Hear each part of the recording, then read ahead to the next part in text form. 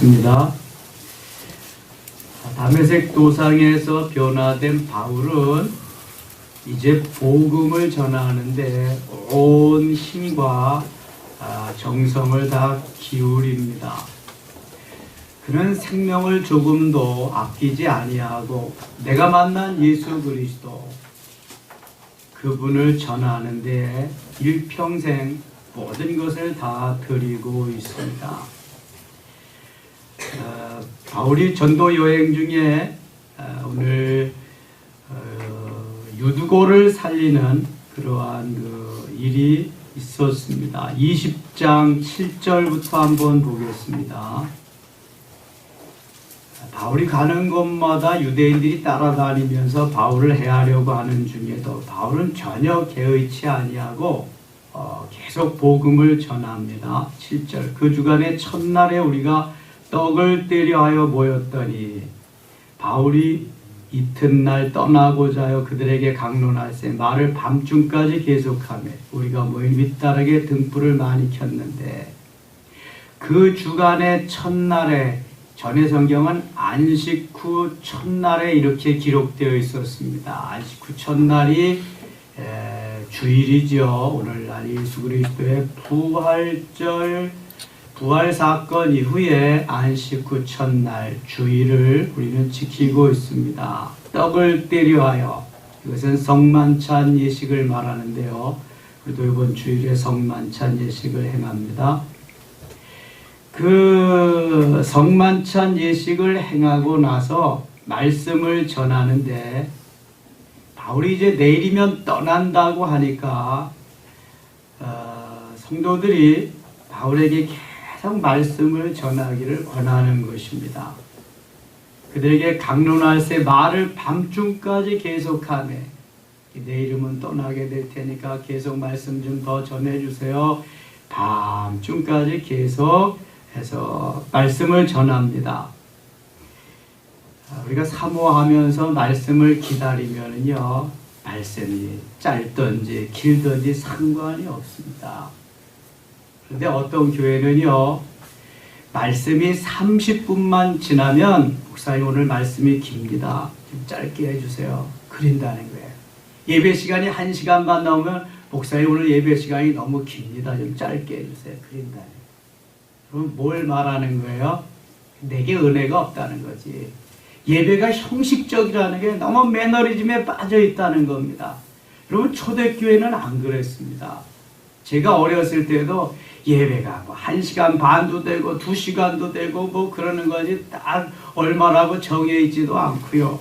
뭐 부흥회는 2시간도 하고 3시간도 하고 밤새도록도 하고 그랬죠. 요즘같이 뭐 딱딱 기계적으로 이렇게 되지 않았습니다. 요즘 성도들은 은혜도 기계적으로 이제 받는데 익숙해져 있죠. 이게 내 틀에서 어떠한 것을 다 해결하려고 하니까 성령이 운행하시고 성령이 이끄시는 그러한 삶이 어려운 거예요. 성령께 맡기고 성령이 주장하시는 이러한 삶을 살아야 되는데 그럼 밤새도록 말씀을 계속해요. 제가 미국에 2000년도에 처음 갔습니다. 영성 세미나 하러. 다 마치고 한참 하죠. 몇 시간 동안. 거기는 주로 낮에는 비즈니스 해야 되니까 저녁에 모여요. LA 같은 데서는 7시 반쯤에 이제 모여서 간단히 요기를 하고 한 8시부터 집회를 합니다. 뉴욕은 더 바쁜 데가 돼서 7시 반에 집회가 안 돼요. 8시에 오면 간단히 이렇게 샌드위치 같은 거 하나 먹고 그때부터 집회를 합니다. 세미나를 하는 거지요. 그러면 다 끝나고 가서 이제 호텔에 가서 자려고 있으면은 막 달려옵니다. 이제 가시기 전에 다 털어놓고 가라고. 예, 털어놓고 가. 다음날 마치고 또 쉬는데도 또 그리고요. 이게 처음 은혜를 받으면은요, 이 사모함이 있으니까 계속 듣기를 원하는 거예요. 그럼 이런 사모함이 있어야 됩니다. 빨리 끝내고 내가 어디 가야 되는데 무슨 스케줄이 있는데 이게 은혜가 안 되죠. 이게 급하니까. 은혜 받는데 중점을 둬야 되는데 이거 은혜는 예배는 형식적이고 그 다음 스케줄에 관심이 있으니까 은혜가 뭔지도 모르고 축도도 끝나기 전에 도망가듯 하고 이르는 겁니다. 요즘 그리스도인의 세태입니다. 이게 바람직한 건 아니죠. 밤새도록 말씀을 전하는데 얼마나 사람이 많은지 위층까지 사람이 꽉 찼습니다. 9절 말씀 같이 한번 읽을게요. 유두고라 하는 청년이 창에 걸터 앉아 있다가 깊이 졸더니 바울이 강론하기를 더 오래 하매 졸음을 이기지 못하여 3층에서 떨어지거늘 일으켜보니 죽었는지라. 바울이 말씀을 전하는데 이 유두고는 아마 밑에 층에 자리가 없었나 보죠. 3층까지 올라가서 누각에 앉았다가 그만 피곤해서 졸다가 떨어진 것 같아요. 죽었어요. 여러분, 졸면 죽습니다. 제가 군대 갔는데 쫄병 때 초소에 경계 근무를 나갔습니다. 제가 강릉 비행장에 근무했는데요. 공군은 경계 근무를 거의 하지 않고 그 공항 활주로 외곽에 가끔 합니다. 대부분 육군들이 중요한데 다 보철 서주고 가끔 하는데 쫄병 때 한 번씩 이제 가는데 초소 앞에는 반드시 뭐라고 쓰여 있느냐 하면은 졸면 죽는다. 이게 쓰여 있습니다. 졸면 죽는다. 초병이 졸면 적군이 와가지고 다 죽여버리. 초병도 죽을 뿐만 아니라 아군도 뚫리면 다 죽습니다. 졸면 죽는다. 우리 그리스도인은 파수꾼이라고 파수병이라고 말씀하시죠. 졸면 죽습니다. 영적으로 졸면 죽습니다.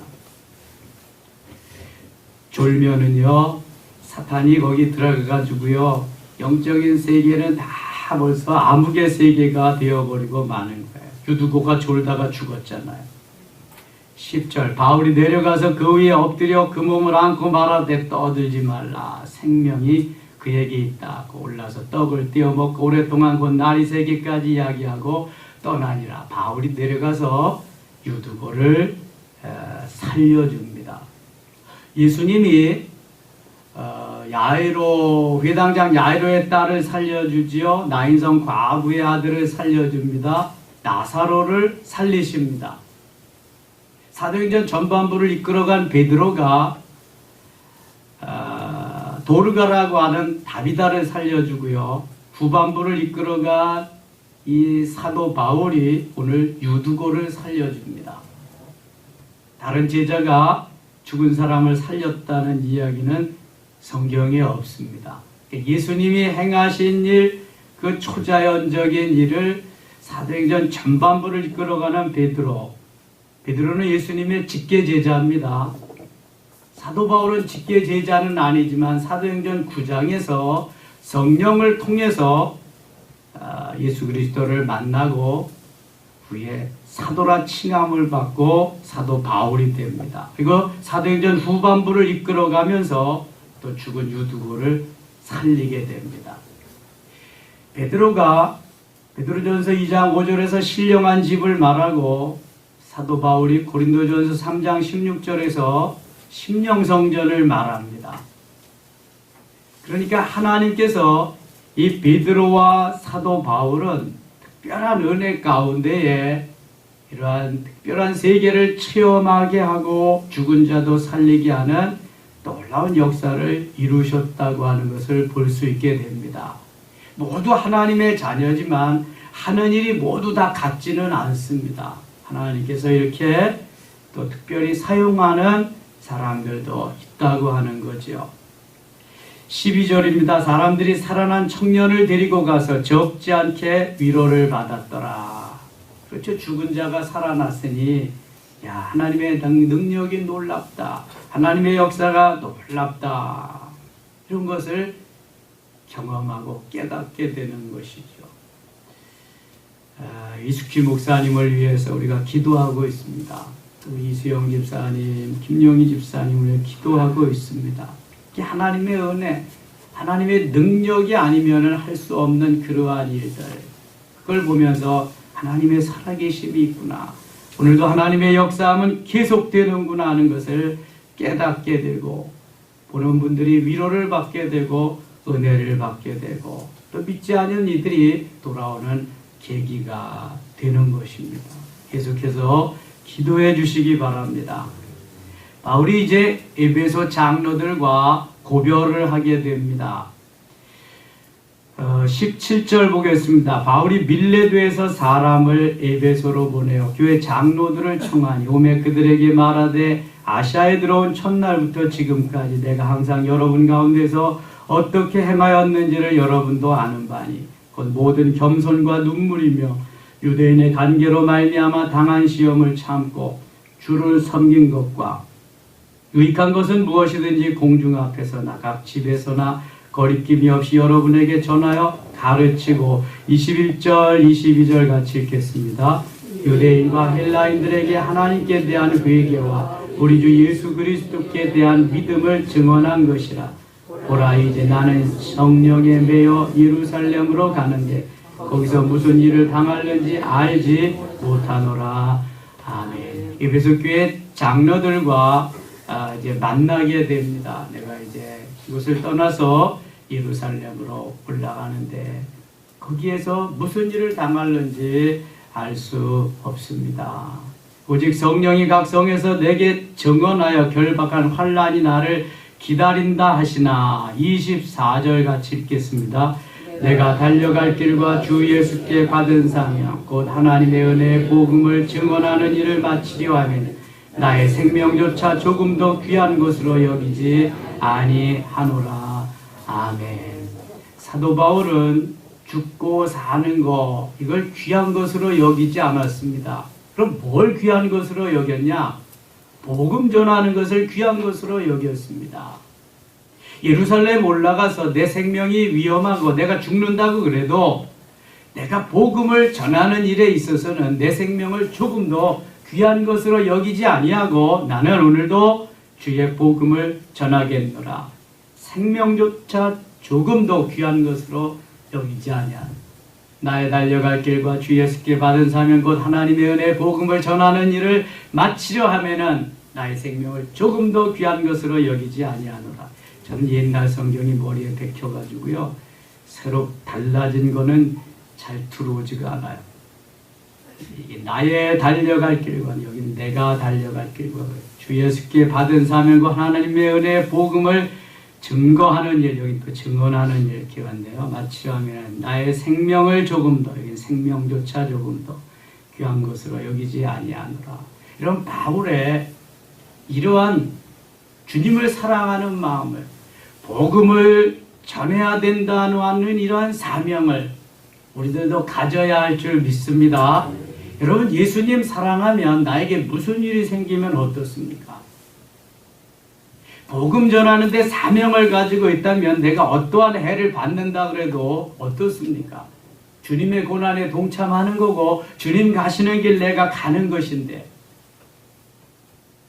우리가 주님보다 더 사랑하는 것이 있으니까 그때부터 문제가 되는 거지, 주님보다 더 사랑하는 것이 없으면 문제가 되지 않습니다. 제가 어떤 분하고 상담하면서 그랬어요.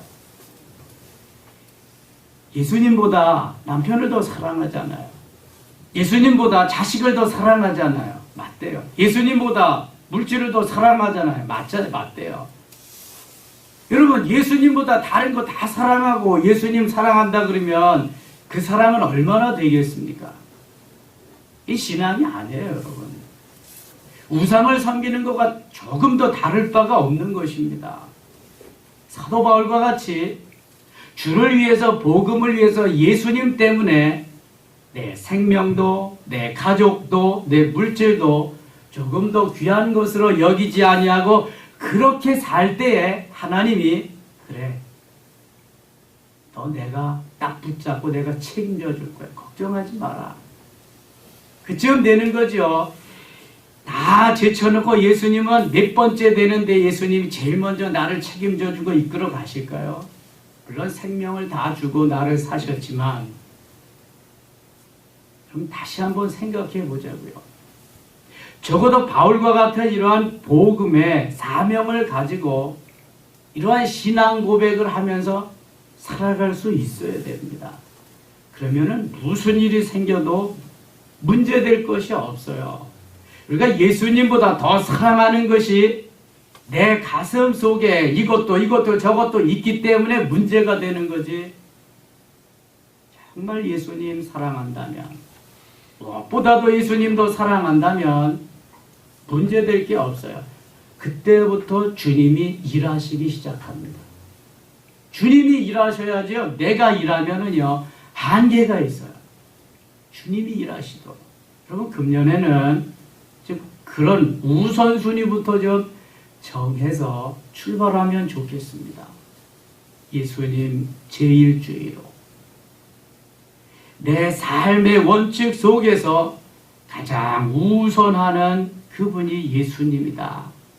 내 마음속에. 자식도 아내와 남편도 그 다음이다. 물질도 세상의 명예, 권력, 출세, 성공도 그 다음이다. 이렇게 놓고 출발을 해보자니까요. 그러면 주님은 그때부터 전폭적으로 나를 붙잡고 인도하십니다. 보세요. 에스더가 죽으면 죽으리다 하고 갑니다. 왕이 한 번도 지위와 금호를 내밀지 않았지만 와해수르 왕은 환영합니다. 대환영이죠. 다니엘, 그의 친구 하나냐, 미사엘, 아사랴 어기면 죽습니다.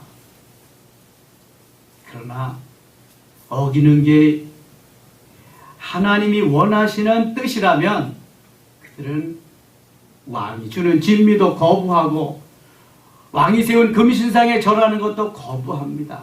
여러분, 이게 믿음입니다. 믿음. 이게 하나님 사랑하는 우선순위입니다. 이런 걸 제쳐놓고 복 달라고 하고 이런 걸 제쳐놓고 뭘 해결해 달라고 하니까 안 되는 거예요. 여러분, 한번 생각해 보자고요. 우리가 정말 주님 제1주의로 주님 사랑하면서 내가 구해서 그렇게 주님이 안 주신 적이 있는가? 다른 어떤 것과 마찬가지로 내가 어떠한 틀을 만들어 놓고 또 해주면 좋고 안 해주면 말고 이런 식으로 이제는 믿지 말자고요. 정말 주님 한 분밖에 없습니다. 주님이시라면, 예수님이시라면 이런 때 어떻게 하실까? 그런 고민 속에서 좀 해나간다고 한다면 좀 더 바람직한 사회, 좀 더 바람직한 새해, 주님이 역사하시는 새해, 놀라운 일들이 일어날 줄 믿습니다. 네. 새해는 좀 그렇게 살았으면 좋겠습니다. 그래야 남들이 보면서 주님이 원하시는 아름다운 삶의 자리로 가는 거죠. 또 21장도 넘어가겠습니다. 바울이 예루살렘을 통해서 이제 올라갈 때 일어나는 일인데요. 11절 보겠습니다. 우리에게 와서 바울의 띠를 가져다가 자기 수족을 잡아매고 말하기를 성령이 말씀하시되 예루살렘에서 유대인들이 이같이 이 띠 임자를 결박하 이방인의 손 넘겨주리라 하거늘 우리가 그 말을 듣고 그곳 사람들과 더불어 바울에게 예루살렘으로 올라가지 말라 권하니 13절 같이 읽을게요. 바울이 대답하되 여러분이 어찌하여 울어 내 마음을 상하게 하느냐. 나는 주 예수의 이름을 위하여 결박당할 뿐 아니라 예루살렘에서 죽을 것도 각오하였노라 하니 14절 그가 권함을 받지 아니하므로 우리가 주의 뜻대로 이루어지이다 하고 그쳤노라. 아멘. 많은 사람들이 예언자들도 예언하고요. 기도하는 분들이 선생님, 사도님 예루살렘에 가면은 반드시 거기서 죽습니다. 이제 생명을 더 이상 연장시킬 수 없습니다. 사도께서는 죽으시면 안 됩니다. 더 이상 이제 거기에 가면 안 됩니다. 그러나 사도 바울은 뭐라고 그래요? 주 예수의 이름을 위하여 결박당할 뿐만 아니라 예루살렘에서 죽을 것도 각오하였노라. 나는 예루살렘에 가서도 복음을 전해야 된다. 그 뜻을 전할 수가, 꺾을 수가 없었지요. 받아들이지 않습니다. 장로들과 여러 성도들이 말해도. 그래서 14절에서는 주의 뜻대로 이루어지다 하고 이제 바울을 위해서 기도하게 됩니다. 주님의 뜻대로. 예수님도 겟세마네 동산에서 할 수만 있거든 이 잔을 내게서 옮겨 주시옵소서 기도하다가 그것이 다른 기도의 결론이 아닌 것을 깨닫고 내 뜻대로 마옵시고 아버지의 뜻대로 되기를 원하나이다.